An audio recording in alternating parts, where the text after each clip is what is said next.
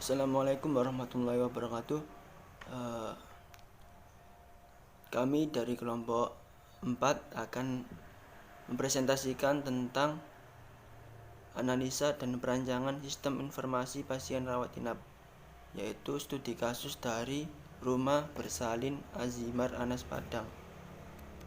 Selanjutnya, nama kelompok kami yaitu yang pertama Muhammad Ajitani Jarullah, yang kedua Riyatra Arizar Nindita, yang ketiga Syifaul Fariha, yang keempat Oki Fakhruddin, yang kelima Julina Anggraini, yang keenam Dinda Nur Rahmadani.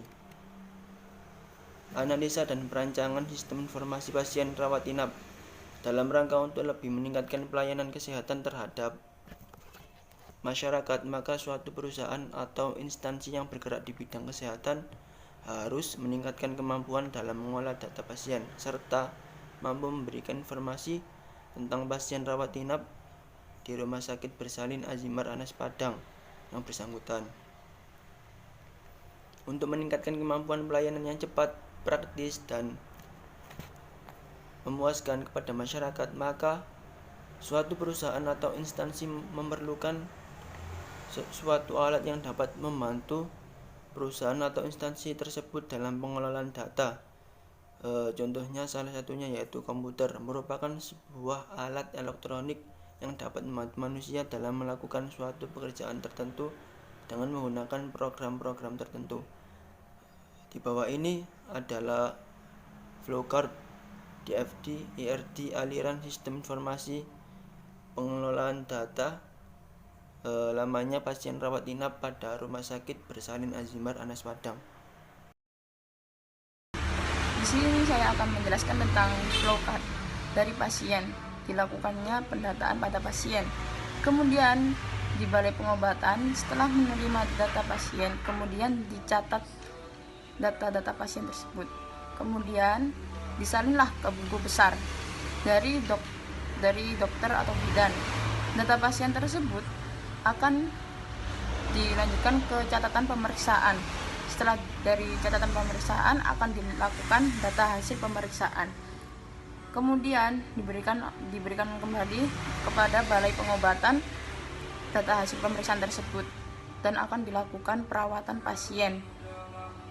Kemudian bagian administrasi dari data hasil perawatan dilakukan catatan biaya pasien. Kemudian dilakukannya kwitansi pembayaran. Setelah dari kwitansi pembayaran akan diberikan kepada pemimpin dan diberikan kepada pasien. Perkenalkan, saya Julina Anggraini, nomor NIM 212. Di sini saya akan menjelaskan mengenai aliran sistem informasi yang baru. Yang pertama, ketika pasien datang ke rumah bersalin, maka hal yang dilakukan yaitu balai pengobatan memberikan formulir kosong, yang mana formulir ini pada kolom pasien akan diisi. Nah, setelah formulir tersebut terisi, akan diberikan lagi kepada balai pengobatan. Balai pengobatan akan menginput data pasien tersebut, lalu keluarlah laporan data pasien dan cetak kartu untuk pasien. Dan untuk dokter, biasanya kartu pasien tersebut diberikan kepada pasien yang akan periksa. Setelah itu dilakukanlah pemeriksaan. Setelah pemeriksaan selesai, keluar hasil pemeriksaan, biasanya mungkin cek tensi gitu ya, untuk sementara, untuk awalnya. Nah, setelah hasil pemeriksaan tersebut diberikan kepada dokter melakukan perawatan. Nah, tindakan apa yang akan diambil, maksudnya ini orang sakit apa nih gitu, atau kalau sudah di hasilnya perawatannya kan keluar nih. Pada bagian administrasi, maka dilakukan pembayaran ini biasanya untuk dokter dan obat yang dibutuhkan oleh pasien. Setelah itu memperoleh kwitansi dari pembayaran tersebut.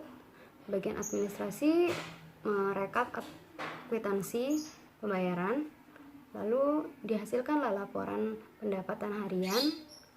Setelah ini tuh laporan pendapatan harian diberikan kepada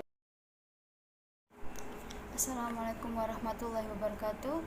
Nama saya Dinda Nurrahmadani, NIM 233 dari kelompok 4 akan melanjutkan presentasi flowchart yang berada di slide sebelumnya. Yang pertama yaitu kwitansi pasien. Kwitansi pasien akan diserahkan kepada biaya administrasi untuk direkap dan dicatat pendapatan laporan hariannya. Setelah laporan pendapatan hariannya sudah dicatat pada bagian administrasi, laporan pendapatan hariannya akan diberikan kepada pimpinan. Untuk selanjutnya yaitu laporan data pasien bulanan. Laporan data pasien bulanan yang berada di Balai Pengobatan akan diberikan kepada pimpinan. Dan untuk kwitansi yang berada di bagian administrasi akan direkap dan dimasukkan ke laporan pendapatan harian. Setelah direkap setelah dicatat akan direkap di pendapatan bulanan. Selanjutnya, laporan pendapatan bulanan akan direkap untuk laporan pendapatan tahunan. Terus setelah itu laporan pendapatan setelah di bagian administrasi, kwitansi akan rekap kwitansi akan diberikan kepada pimpinan untuk dicatat laporan pendapatan bulanannya. Setelah itu laporan pendapatan bulanannya juga diberikan kepada pimpinan untuk dicatat pendapatan tahunan. Setelah laporan pendapatan bulanan,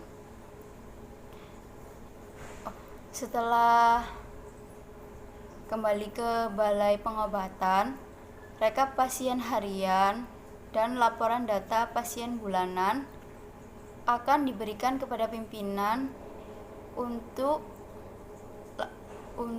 mengetahui laporan data pasien bulanannya. Setelah itu, rekap pasien bulanan dan laporan data pasien tahunan akan diberikan kepada pimpinan untuk mengetahui laporan data pasien tahunannya. DFD atau Data Flow Diagram. DFD adalah sebuah perancangan sistem yang memiliki alur data ke sistem lainnya. Berikut adalah contoh DFD milik Rumah Sakit Bersalin Azimah Anas. Langkah yang pertama yaitu dimulai di Balai Pengobatan. Balai Pengobatan menyerahkan formulir kosong pada pasien untuk selanjutnya diisi sendiri oleh pasien.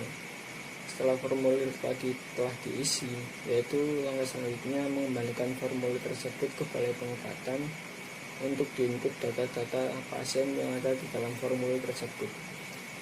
Setelah data pasien telah diinput, langkah selanjutnya yaitu Balai Pengobatan mencetak kartu pasien yang akan diserahkan lagi kepada pasien sebagai syarat pemeriksaan oleh bidan atau dokter.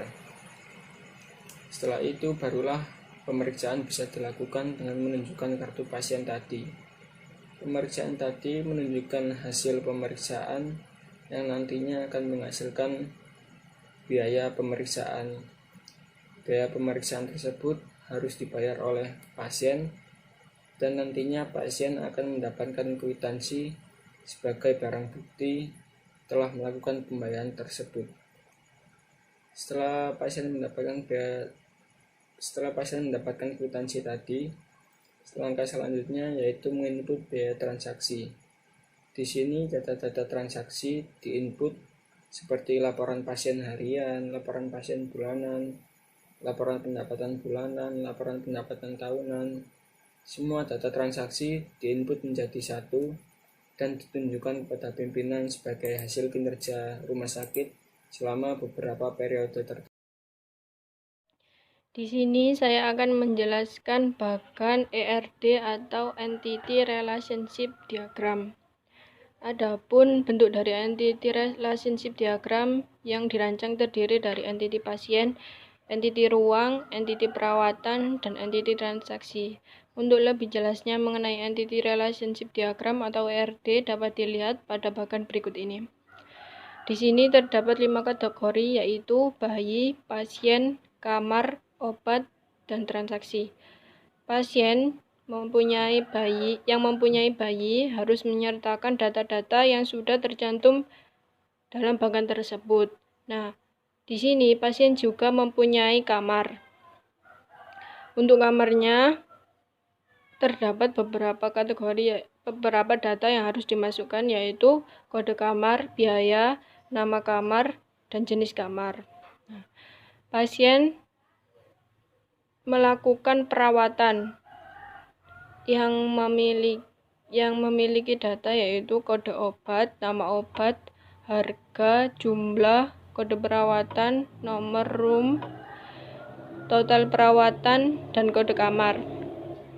Nah, untuk perawatan tentunya pasien juga memerlukan obat. Obat yaitu meliputi nama obat, kode obat, dan biaya. Setelah pasien sudah melakukan semuanya, yang terakhir yaitu pasien melakukan transaksi untuk pembayaran biaya rumah sakit yang harus mengisi data, yaitu nomor perawatan, tanggal keluar, penerima, total keseluruhan, dan nomor transaksi. Sekian presentasi dari kelompok kami. Apabila ada salah kata, mohon maaf yang sebesar-besarnya. Akhirul kata, wassalamualaikum warahmatullahi wabarakatuh.